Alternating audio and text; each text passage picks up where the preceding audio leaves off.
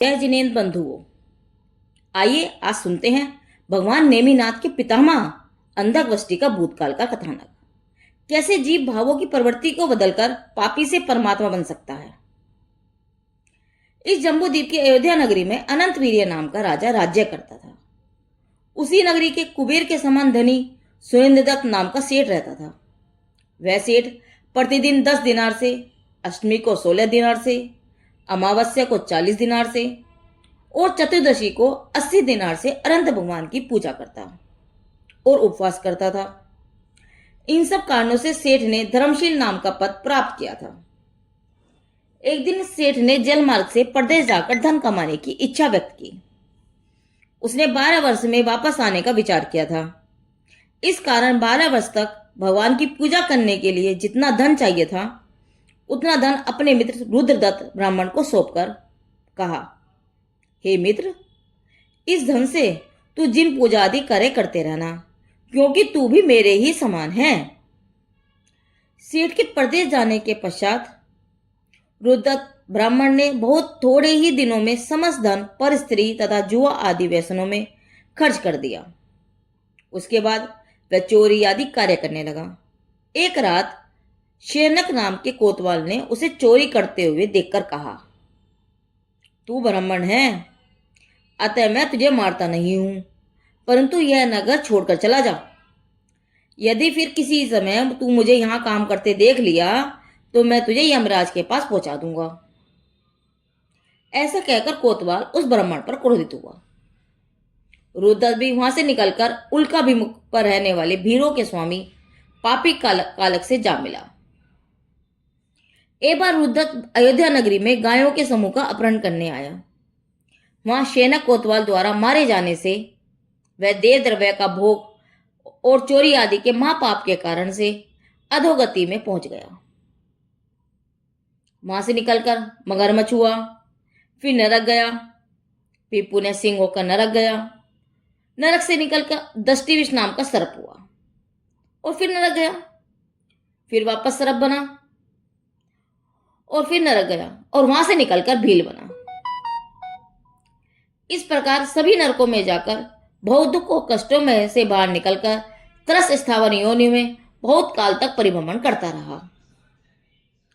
अंत में इस जम्बूद्वीप के भरत क्षेत्र संबंधी कुरुजांगल देश के हस्तिनापुर नगर में जब राजा धनंजय राज्य करता था, तब गोत्री गौतम कपिस्टिल नाम के ब्राह्मण के अनुधन नाम की अंध स्त्री से वह रुद्रदत्त नाम का जीव अत्यंत गरीब परिवार में गौतम नाम का पुत्र हुआ।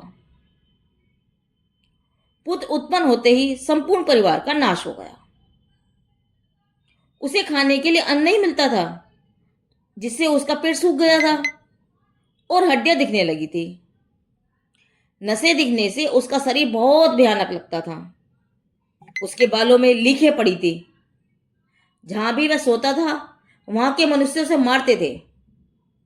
अपनी शरीर की स्थिति के लिए कभी न अलग होने हो ऐसा मित्र समान भिक्षापात वह सदा अपने हाथ में रखता था। इच्छित रस पाने को वह हमेशा दो दो दो दो ऐसे शब्दों द्वारा मात्र भीख मांगने से ही संतोष प्राप्त करने का लालची था,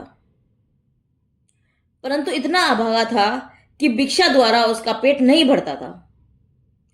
जिस प्रकार त्योहारों के दिनों में कौवा खाना ढूंढने के लिए इधर उधर भटकता रहता है, उसी प्रकार वह भी भिक्षा प्राप्त करने के लिए इधर उधर भटकता रहता था। वह मुनियों की तरह सर्दी, गर्मी और हवा के झपटे बारंबार सहन करता था। वह हमेशा गंदा रहता था, मात्र रस इंद्रिय के विषय की इच्छा रखता था और अन्य सभी इंद्रियों का रस छूट गया था। जिस प्रकार राजा हमेशा धनधारी होता है, वैसे यह भी हमेशा धनधारी ही रहता था, अर्थात हाथ में लकड़ी रखता था। 7वें नरक में उत्पन्न होने वाली नारिका का रूप ऐसा ही होता है, मानो यह बताने के लिए विधाता ने इसकी रचना की हो। वह आद अथवा स्याही का रूप धारण करता था, मानो सूर्य के भय से अंधकार का समूह मनुष्य का रूप धारण करके चल रहा हो, ऐसा लगता था। तात्पर्य यह है कि वह अत्यंत घृणास्पद था, पापी था। यदि उसे किसी दिन कष्टपूर्वक पूर्ण आहार मिल जाता तो भी आंखों से अतृप्त जैसा लगता था। वह जीर्ण और फटे हुए कपड़े अपनी कमर में बांधे रखता था।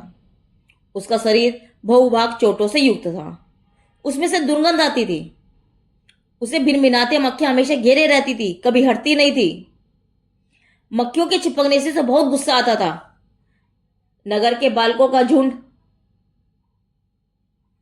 हमेशा उसके पीछे पीछे चलता था और पत्थर आदि प्रहारों से उसे पीड़ा पहुंचाता था।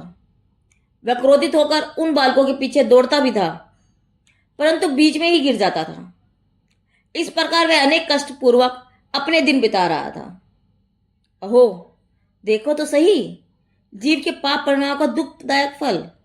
थोड़े से इंद्रिय सुख के लिए हंस हंसकर पाप बांधने वाला अज्ञानी प्राणी भूल जाता है कि इस पापोदय का फल उसे रो रो कर भी भोगना पड़ेगा।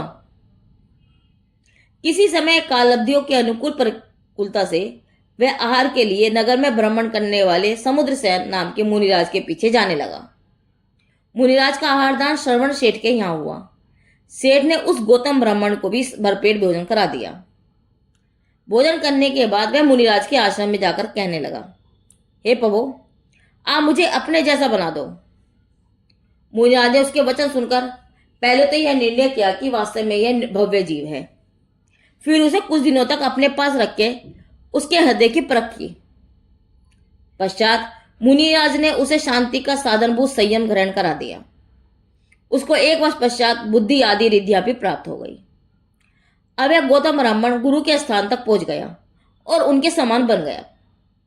आयु के अंत में उसके गुरु मध्यम ग्रह के सुविशाल नाम के उपरीतन विमान में अहमिंद्र हुए और श्री गौतम मुनिराज भी अंत में भले प्रकार से विधि पूर्वक आराधनाओं की आराधना करके समाधि मरण करके उसी मध्यम ग्रह के सुविशाल विमान में अहमिंद्र पद को प्राप्त हुए।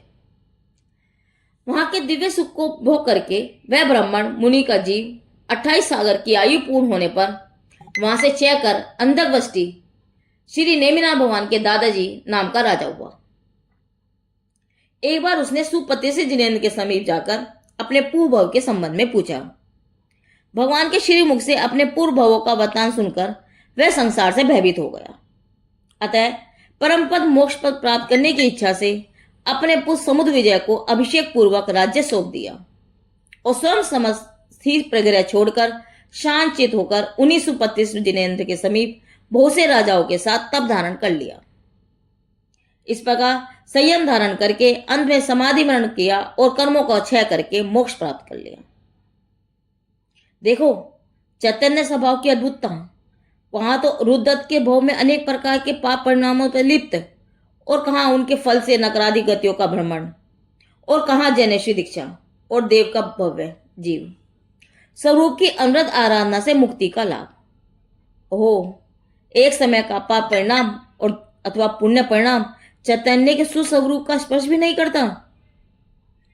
ओहो, पुण्य पाप की विकारी प्रवृत्तियों के समय भी उनसे अलिप्त शुद्ध चैतन्य स्वभाव की एकमात्र आराध्य व उपास्य है। उसी की उपासना मुक्ति प्रदायिनी है। भगवान नेमिनाथ के पितामह अंधकवष्टि का भूतकाल का कथानक पूरा हुआ। यह कथा बोधि समाधान से ली गई है। जिनदेव की वाणी आगम वाणी।